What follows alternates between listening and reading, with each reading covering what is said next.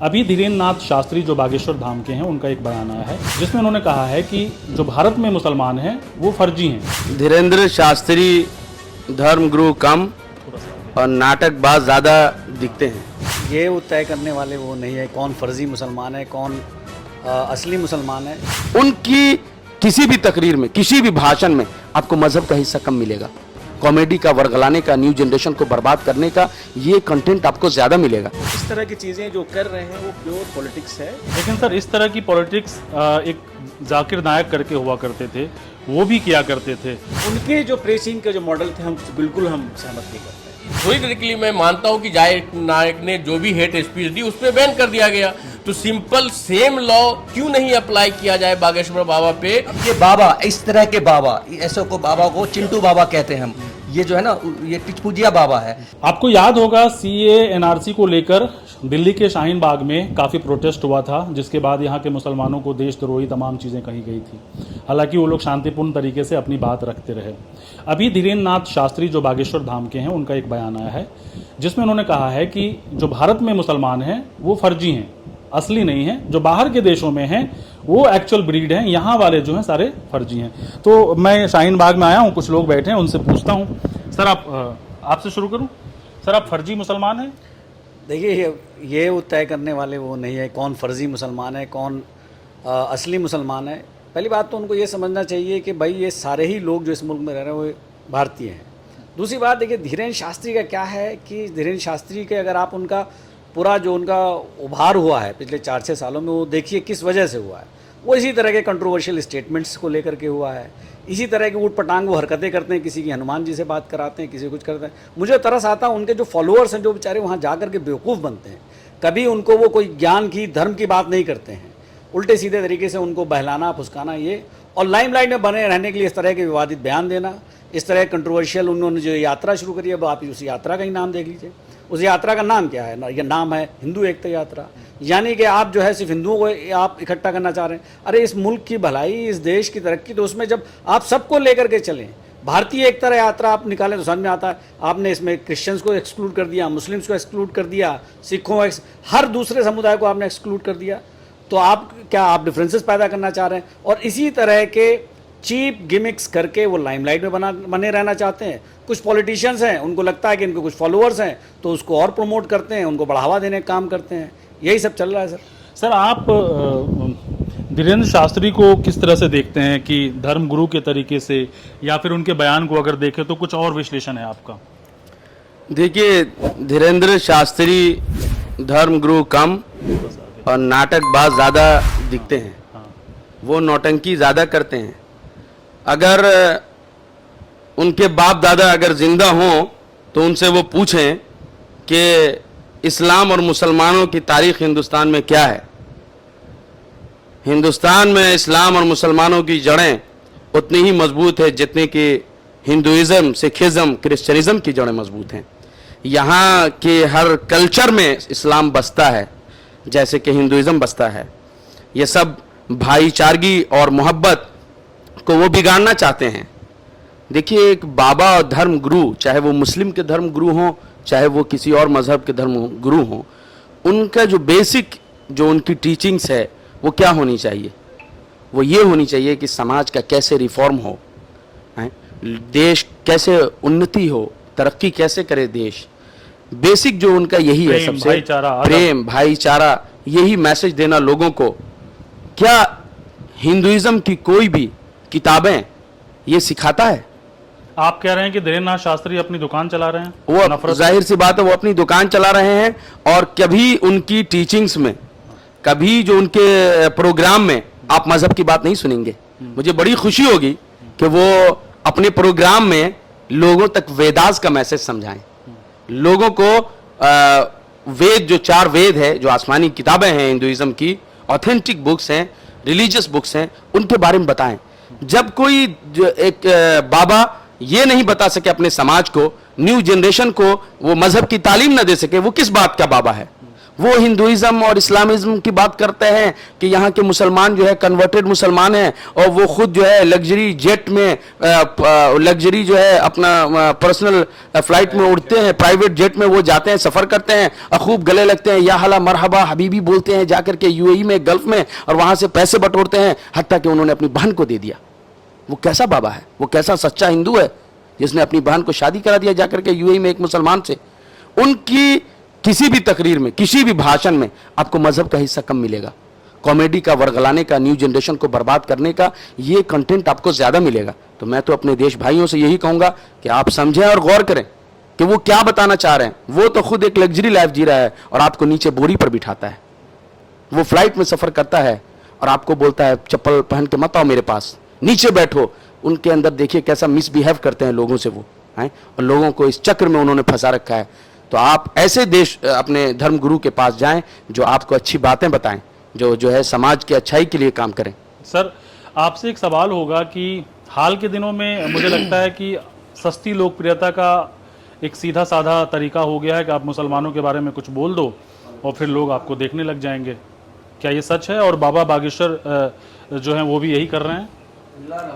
ये सच है, लेकिन इस सच्चाई के साथ साथ हम दो मोटी मोटी बातें बताना चाह रहे हैं, आपको कहना चाह रहे हैं। ये जो यात्रा है, जैसे अभी हमारे साथी ने कहा कि इस यात्रा का नाम है हिंदू एकता यात्रा। बहुत अच्छी बात है, आप तो चाहते हैं कि हिंदू हमेशा एक रहे, लेकिन उनको ये मालूम होना चाहिए कि हिंदुस्तान सिर्फ हिंदुओं का नहीं है। हिंदुस्तान तो मुसलमान भी हैं, सिख भी है, क्रिश्चियन भी है, और भी बहुत सारी कम्युनिटीज है, बुद्ध है, जैन्स हैं, वो सबको जोड़ें। एक तो मैसेज उनके लिए ये है। दूसरी बात, अगर वो सचमुच में वो बड़े धार्मिक प्रेचर माने जाते हैं तो मेरा ये मानना है कि उन्होंने हिंदू दर्शन की स्टडी नहीं की है। गवर्नमेंट ऑफ इंडिया का आज से नहीं 5000 साल से दुनिया को जो मैसेज है वो मैसेज हिंदू दर्शन में है, और उसका जो लफ्जी माने जो है, संस्कृत का एक वर्ड है पुराण में, वासुदेव कुटुंबकम, वसुधैव कुटुंबकम। वसुधैव कुटुंबकम। अब इसकी मीनिंग अगर वो जान जाए तो ये सारी भाषाएं जो यूज़ कर रहे हैं वो भूल जाएंगे, बिल्कुल नहीं करेंगे यूज़। अब इसके मीनिंग ये होता है, अभी मोदी जी जहाँ भी अभी जा रहे हैं पूरा बोलते हैं कि हम युद्ध नहीं चाहते, हम बुद्ध चाहते हैं। तो हम दुनिया में बुद्ध के जाने जाते हैं, हम हिंदुस्तान में अपने फिलॉसफी दर्शन से जाने जाते हैं जो वासुदेव कुटुंबकम कहते हैं। फैमिली क्या है, वर्ल्ड क्या है, एक फैमिली है, हिंदुस्तान एक फैमिली है। तो इस तरह की चीज़ें जो कर रहे हैं वो प्योर पॉलिटिक्स है, और उनको मुझे लग रहा है कि लेकिन सर इस तरह की पॉलिटिक्स एक जाकिर नायक करके हुआ करते थे, वो भी किया करते थे। तो मतलब हिंदू मुसलमान दोनों अपने तरीके से जो है नफरत ही बटोर रहे हैं। ये सवाल बहुत अच्छा है। अब एग्जैक्टली कई मुसलमानों को मुझे लग रहा है कि मेरी बातों से असहमति होती है और नाराज़ भी होंगे, लेकिन मुझे कोई दिक्कत नहीं है। हम ये कह रहे थे कि अगर जाकिर नायक पिछले 15-20 सालों से हिंदुस्तान में हिंदुओं को और हिंदुस्तान के हिंदुओं मुसलमानों को और बाकी कम्युनिटियों को इस्लाम का मैसेज दे रहे थे, भाईचारा का, मोहब्बत का, एकता का या बेस इस्लाम का, तो फिर वो चले क्यों गए यहाँ छोड़ के? वो कौन सा मैसेज था? अगर आप यूनाइट कर रहे थे तो आपको नहीं जाना था। ठीक है, गवर्नमेंट ऑफ इंडिया केस करती, कोर्ट ऑफ लॉ है, आप फाइट कीजिए, अपने आर्गूमेंट रखिए। तो उनके जो प्रेसिंग के जो मॉडल थे, हम बिल्कुल हम सहमत नहीं करते। उनके मॉडल में इस्लाम का जो मैसेज है कभी इस तरह से कन्वे नहीं किया जाता। इस्लाम का मैसेज है आपके डीड्स में है, आपके डीलिंग्स में है, आपके रखरखाव में है, आपके लेन देन में है, आपकी बातचीत से है। ये लाखों का स्टेज बना करके लाखों को नहीं, आप क्या कह रहे हैं? लाखों को मैं ये कह रहा हूँ कि आप जाकिर नायक की वीडियोस रिव्यूज करें एक बार। उन्होंने इस्लाम धर्म का प्रचार किया। वो एक हिंदुस्तान के हिस्ट्री में सबसे पहले इस्लाम के ऐसे प्रीचर हैं जिनकी सभाओं में हजारों नहीं लाखों हिंदू शामिल हुए, और उनके स्टेज पर हिंदू मजहब के भी और ईसाई मजहब के भी और सिख मजहब के भी गुरु होते थे। कभी उन्होंने नफरत की बात नहीं की। तरीका अलग हो सकता है, देखिए हमारा और आपका सबका तरीका, मैं जैसे तेज बोल रहा हूँ, कोई किसी का उसलूब अलग हो सकता है, तरीका अलग हो सकता है, मॉडस ऑपरेंडी अलग हो सकता है, बट उन्होंने जो उनके जो बेसिक्स थे वो सिर्फ और सिर्फ कुरान और हदीस के अलावा उन्होंने कभी इस तरह की बातें नहीं की। क्या उन्होंने हिंदू पर जो है उसका कहते हैं इस तरह की बातें? उनको बैन क्यों लगाया गया यहाँ इंडिया में? इंडिया में बैन, ये तो यही तो बीजेपी ने सिर्फ और सिर्फ उनको ही बैन नहीं किया है। आज हिंदुस्तान के जेलों में सैकड़ों मुसलमान और सैकड़ों जवाने बंद हैं। क्या कसूर था जो है शर्जील इमाम का? क्या जुर्म साबित हुआ है उसका कहते उमर खालिद सैफी पे और उमर जो हमारे खालिद जो थे उमर खालिद, उन पे क्या कौन सा ऐसा कानून है? उमर खालिद को, शर्जील इमाम को अलग रखिए, मैं धार्मिक प्रेचर की बात कर रहा हूँ जो धर्म के नाम पर नफरत फैलाते हैं और इस तरीके से अपने मजहब के लोगों को इकट्ठा करते हैं, चाहे वो हिंदू धर्म में हो चाहे वो मुसलमान में। बिल्कुल गलत है। की जर्नी अगर उन्होंने बहुत कामयाबी हासिल की है और इनका एक ही एजेंडा है, मोडस ऑफ ऑपरेंडी एक ही है, नफरत। नफरत। जी जी। इनके सवाल का मैं सिर्फ एक जवाब दूंगा। इनसे मैं एग्री करता हूं कि जाकिर नायक का जो गैदरिंग था वो उसमें कोई हेट स्पीच नहीं थी, डन फाइन। और मैं इससे भी इत्तेफाक करता हूं कि उनके गैदरिंग में क्या हिंदू, क्या मुसलमान, क्या सिख, क्या ईसाई, क्या पंजाबी सब आते थे। वेरी नाइस, वो इंटरैक्टिव गैदरिंग होती थी। लेकिन मेरा सिर्फ ये मानना है कि उनके पूरे टॉक्स में और पूरे कंपैरिजन में इस्लाम, हिंदुइज्म, क्रिश्चियनिटी, बाइबल में ये लिखा है, कुरान में ये लिखा है, वेद में ये लिखा है, कुरान में ये लिखा है, ये जो कंपैरिजन है उससे तो हम किसी को स्कॉलर नहीं मानते हैं। दूसरी बात कि ये कंपैरिजन का जो सब्टिल तरीका ये था कि समहाउ किसी न किसी तरीके से ही वांटेड टू प्रूव और गिव ए मैसेज कि इस्लाम इज़ द बेस्ट रिलीजन। तो कहीं मैं इसमें नहीं पढ़ता हूँ कि कौन रिलीजन अच्छा है, हमको मतलब ही नहीं उससे। आपको जो अच्छा लग रहा है उसको फॉलो कीजिए। बिल्कुल।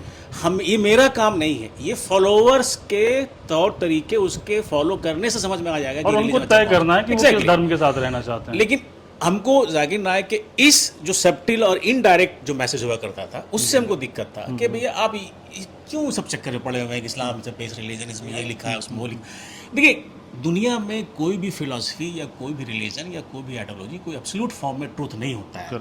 कमियां होती हैं, आप उसको ढूंढते नहीं, हम बंद नहीं। हम पढ़ने लिखने वाले लोग हैं, हम हर चीज़ को कई पहलू से देखते हैं। हमको लगता है कि नहीं ये भी प्रॉब्लम है, हमको जाकिर नायक वाले में बहुत दिक्कत अच्छा, एक चीज मैं ऐड करना चाहूंगा। बहुत अच्छी बात आप लोगों को लगी, कुछ लोगों ने कहा कि बहुत अच्छा, मतलब ये बाबा बागेश्वर जो बोल रहे हैं वो गलत बोल रहे हैं। जाकिर नायक के बारे में हमें अभी जैसे भाइयों ने बताया कि जाकिर नायक के किसी भी स्पीच में हेट स्पीच नहीं था। फिर आप सर ने बताया कि अगर जाकिर नायक को फिर बैन क्यों कर दिया गया इंडिया में। तो अगर मैं थोड़ी सी बात इतनी बताना चाहूँगा कि अगर जाकिर नायक ने हेट स्पीच दी और कहीं भी प्रूफ हुआ तो उसको देश छोड़ के जाना पड़ा। तो क्या ये इसी गवर्नमेंट ने बैन किया? तो अगर हेट स्पीच अगर मैं कंपैरेटिवली देखूं, पॉलिटिकल देखूं, तो बागेश्वर बाबा ने भी हेट स्पीच की। तो अगर सेम अगर लॉ इंडिया की अगर कहता है, संविधान कहता है, तो क्या ऐसा नहीं होना चाहिए? थोड़ी देर के लिए मैं मानता हूं कि जाकिर नायक ने जो भी हेट स्पीच दी उस पर बैन कर दिया गया। तो सिंपल सेम लॉ क्यों नहीं अप्लाई किया जाए बागेश्वर बाबा पे कि इन्होंने भी हिंदू, मुस्लिम को, सिख को, ईसाई को लड़ाने का काम किया। अब तक जितने भी स्पीच अगर इनकी देखी जाए लास्ट 5 इयर्स में स्पीच को, तो हर स्पीच इनकी हिंदू मुस्लिम एकता को लड़ाने के लिए की गई। अगर इन्होंने कहा कि अगर 50% मुसलमानों की आबादी बढ़ जाएगी तो जितनी भी मस्जिद, मंदिर है इंडिया के अंदर में वो मंदिर तोड़ दी जाएगी, मुसलमानों का कब्जा हो जाएगा। जबकि मुसलमानों की आबादी इंडिया के अंदर में 17 to 18% है, बिलो 17% है। तो इन्होंने आबादी पे बात उठाई, इन्होंने लव जिहाद पे बात उठाई, इन्होंने बताया कि जो भी मस्जिदें तोड़ी जा रही है तो इससे क्या लॉन्चिंग हो रही है, मूव लॉन्चिंग हो रही है। तो अगर इस तरह की अगर हेट स्पीच की जाए, अगर सभी लोगों पे, हिंदू हो, मुस्लिम हो, सिख हो, ईसाई हो, अगर सब पे एक तरह के लॉ अगर होगा तो बागेश्वर बाबा अब तक फ्री क्यों घूम रहे हैं? कुल मिलाकर आप कह रहे हैं कि कानून की बात है तो दोनों के लिए लागू, दोनों के लिए लागू, चाहे वो किसी मुसलमान का हो, किसी भी अनुयायी का हो। अगर हेट स्पीच अगर संविधान के खिलाफ अगर इंडिया में दी जाए तो उस पर सेम लॉ अप्लाई होना चाहिए। मैं इन चीज का कहना चाह रहा हूं। सर, आपको लगता है कि आज का जो दौर है जिसको अमृत काल कहा जा रहा है, ये नफरत काल चल रहा है या फिर लोग कामयाब होने की, जल्दी कामयाबी की होड़ में जो है पब्लिसिटी की, ये जो ना सबसे सस्ता स्टैंड है। ये जो अंग्रेज करते थे ना, नफरत फैलाओ, बांटो और राज करो, ये कुछ पॉलिटिकल लोग करने लगे। उसके बाद अब ये बाबा, इस तरह के बाबा, ऐसे को बाबा को चिंटू बाबा कहते हैं हम, ये जो है ना ये टिचपुजिया बाबा है। इस तरह की बातें नहीं करना चाहिए। जोड़ो, इंसानियत सिखाता है जोड़ना, तोड़ना नहीं। ये बाबा, ये कैसे बाबा हैं? ये बताएं ना, आप कहाँ से लगते हैं बाबा? कहीं से वेद की बात करते हैं कैसे? चाहे वो हिंदू हो या मुसलमान हो, जो भी नफरत की बात करता है वो तो बिल्कुल हिंदुस्तान के खिलाफ है। मैं तो ऐसे लोगों को बिल्कुल एक्सेप्ट नहीं करता हूँ।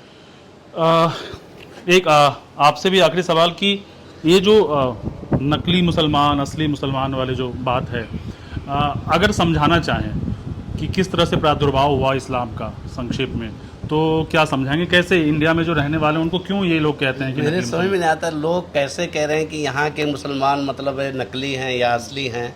हम तो मतलब हमारे पुरखे यहीं से हैं, हम लोग ज़माने से मुसलमान हैं, मुसलमान अभी भी हैं, मुसलमान ही हैं। तो इस तरह की बातें करना मेरे ख्याल से बिल्कुल गलत है। और जो एक बात अभी आपने डॉक्टर जाकिर नाइक साहब की देखिए डॉक्टर जाकिर नाइक साहब का क्या मैसेज था, वो लोगों को अपना मैसेज देते थे, वो अपनी बात बताते थे, लोग खुद उनकी तरफ आते थे, जो उनकी बातें अच्छी लगती थी लोग इस्लाम कबूल करते थे, इस्लाम के फॉलोअर बनते थे। तो ये कहना कि डॉक्टर जाकिर नाइक गलत थे या वो ज़बरदस्ती किसी को थोपते थे कि आप इस्लाम कबूल कर लो, ये बिल्कुल गलत है। हाँ, ये जो हमारे अमजद भाई ने कहा कि अगर वो वाकई में इंडियन गवर्नमेंट मानती है कि डॉक्टर जाकिर नाइक ने गलत किया, तो जो अभी ये शास्त्री है ये भी वही काम कर रहे हैं, तो इसके ऊपर भी बैन लगना चाहिए, इसको भी हटाना चाहिए। आप कुछ कहना चाह रहे थे? बस एक छोटा सा इंटरवेंशन एक कंपैरिजन में शास्त्री जी में और नायक जी में, हम दोनों को पसंद नहीं करते हैं सीधे लैंग्वेज में। हम ये कह रहे हैं कि अगर आप समाज के लिए मानवता के लिए कुछ करना चाहते हैं, समाज और मानवता के लिए कुछ करना चाहते हैं तो लेक्चर मत दीजिए। नहीं मतलब ये आप धर्म के बिहाफ से कह रहे हैं या फिर आप पर्सनल कह रहे हैं? दोनों भी आप पे पर्सनल मेरी अंडरस्टैंडिंग और धर्म भी। धर्म भी कह रहा है कि लेक्चर मत दीजिए, लेक्चर से कुछ नहीं होता है, लेक्चर से पेट नहीं भरता है किसी का। तो आप आरोप लगा रहे हैं जाकिर नाइक पे? जाकिर मजहबी नायक हैं? जाकिर नायक जो है वो पहले ऐसा प्रीचर है। जाकिर नाइक तो वो इंसान है कि एजुकेशन पे इतना ज़बरदस्त महाराष्ट्र में काम किया है, बेहतरीन स्टैंडर्ड टॉप 10 में एक टाइम पे महाराष्ट्र में उनका स्कूल का रैंकिंग था। उन्होंने एजुकेशन पे काम किया और हमेशा उनका जो प्रोग्राम है वो हमेशा सिमिलरिटीज बिटवीन रिलीजन्स पे था। चलो अब उनको बोले जो वो कुछ बोलना चाह रहे हैं। एक मिनट, सिमिलरिटीज बिटवीन रिलीजन्स पे था। एजुकेशन पे जिस तरह के अभी नहीं, ऐसा सरफराज तो ने धीरेन्द्र बताया, शास्त्री भी कर रहे हैं, वो भी प्रधानमंत्री। सर एक मिनट, देवेंद्र शास्त्री को किसी आपदा में हेल्प किया उन्होंने?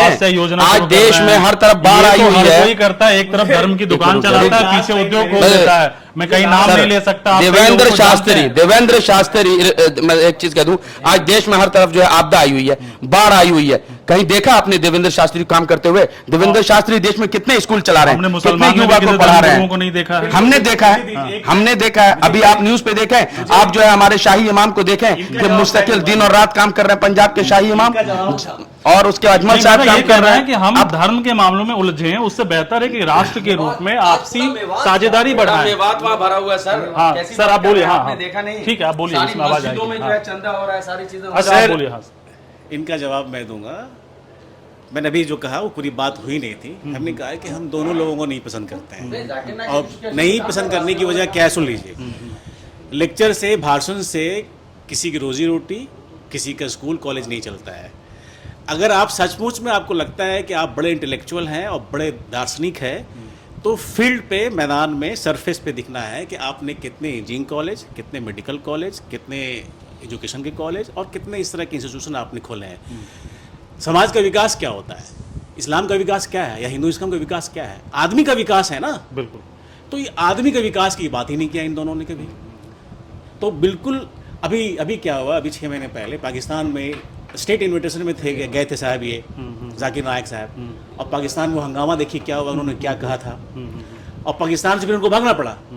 तो मैं सिर्फ ये कह रहा हूँ कि आप किसी सब्जेक्ट को ठीक है जानते हैं, उससे इनकार नहीं है, ठीक है मान लिया हमने, लेकिन आप कोई सोशल रिफॉर्मर नहीं है, आप बड़े कोई इंटेलेक्चुअल नहीं है, आपकी बड़ी कोई राइटिंग नहीं है, आपकी कोई स्कूल कॉलेज यूनिवर्सिटीज़ नहीं है, और दैट्स इट। उससे मुझे प्रॉब्लम है। चलिए बहुत शुक्रिया। कहते हैं ना कि मजहब नहीं सिखाता आपस में बैर रखना, हिंदू हैं हम, हिंदुस्तान हमारा। तो जो कई लोग कहते हैं कि मुसलमान में एक ही धरा है जो विरोध करता, आपने यहाँ देखा कि जाकिर नायक को लेकर ही ये दोनों मुस्लिम हैं, शाहीन बाग के हैं, लेकिन दोनों में विचारों का जो है वो सहमति नहीं बन रही है। तो ये हिंदुओं में भी होता है, मुसलमानों में, इसका धर्म से कोई ताल्लुक नहीं है। ये व्यक्ति के तौर पे आपकी अपनी समझ होती है। धर्म माने या ना माने इसको लेकर भी अपनी समझ होती है कि आपको कौन सा धर्म मानना है। नफरत का रास्ता मुझे लगता है अभी के दौर में सस्ती लोकप्रियता और जल्दी जो मैगी वाला, नूडल्स वाला है ना कि आप 2 मिनट में पॉपुलर हो जाओ, तो ये शायद हो गया। और शायद यही वजह है कि चाहे वो किसी भी धर्म के गुरु हों, वो इस तरह की बयानबाजी करते रहते हैं। आप हमारे साथ जुड़े रहे। अगर आपको इस तरह का प्रोग्राम अच्छा लग रहा है तो प्लीज़ हमें सब्सक्राइब करें और कमेंट करके बताएं। धन्यवाद।